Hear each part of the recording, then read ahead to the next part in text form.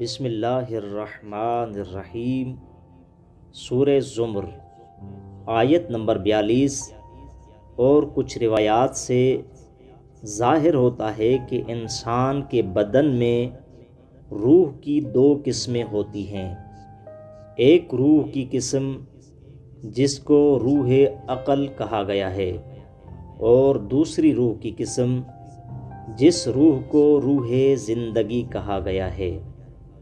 جب انسان کو موت آتی ہے تو موت کے وقت یہ دونوں روح کی قسمیں انسان کے بدن سے نکل جاتی ہیں، اور جب انسان سوتا ہے تو سونے کے وقت فقط روح عقل انسان کے بدن سے نکل جاتی ہے، اور روح زندگی انسان کے بدن میں باقی موجود رہتی ہے۔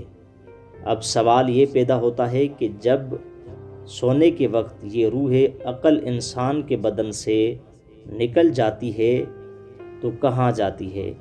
حضرت امام موسیٰ کاظم علیہ السلام نے ارشاد فرمایا کہ جب انسان سوتا ہے تو انسان کے بدن میں روح زندگی باقی موجود ہوتی ہے، جبکہ روح عقل انسان کے بدن سے سونے کے وقت نکل جاتی ہے۔ امام سے سوال کیا گیا کہ کیا اللہ کے پاس یہ دونوں روح کی قسمیں جاتی ہیں، یا ان میں سے کوئی ایک روح کی قسم اللہ کے پاس جاتی ہے؟ تو امام نے ارشاد فرمایا کہ جب انسان سوتا ہے تو سونے کے وقت فقط روح عقل انسان کے بدن سے نکل کر اللہ کے پاس چلی جاتی ہے، جبکہ روح زندگی انسان کے بدن میں باقی موجود رہتی ہے۔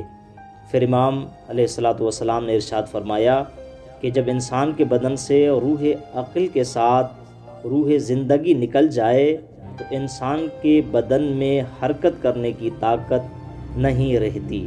امام نے فرمایا کہ موت کے وقت انسان کے بدن سے روح عقل کے ساتھ روح زندگی بھی نکل جاتی ہے، اس لیے انسان کے بدن میں حرکت کرنے کی طاقت نہیں رہتی۔ پھر امام نے دلیل دیتے ہوئے ارشاد فرمایا کہ جب اللہ نے اصحاب کہف پر 309 سال تک نیند کا غلبہ رکھا تو ان کے بدن حرکت کرتے رہتے تھے، اس لیے کہ اللہ نے ان کے روح عقل کو اپنے پاس رکھا تھا، جبکہ روح زندگی ان کے بدن میں باقی موجود تھی۔ امام نے فرمایا کہ اس لیے اللہ نے قرآن کریم میں ارشاد فرمایا وَنُقَلِّبُهُمْ ذَاتَ الْيَمِينِ وَذَاتَ الشِّمَالِ۔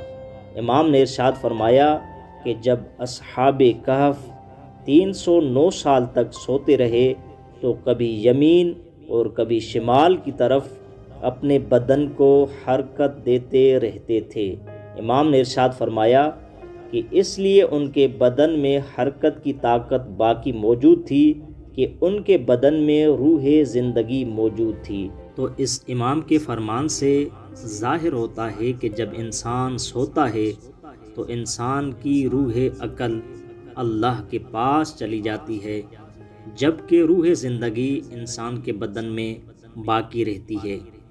اور اس لیے امام جعفر صادق علیہ السلام نے اپنے جد امیر المومنین علی علیہ السلام سے نقل کرتے ہوئے ارشاد فرمایا کہ مومن کو جنابت کی حالت میں نہیں سونا چاہیے، بلکہ طہارت کے ساتھ پاکیزگی کے ساتھ مومن کو سونا چاہیے، اس لیے کہ امام فرماتے ہیں کہ جب مومن سوتا ہے تو مومن کی روح اللہ کے پاس چلی جاتی ہے۔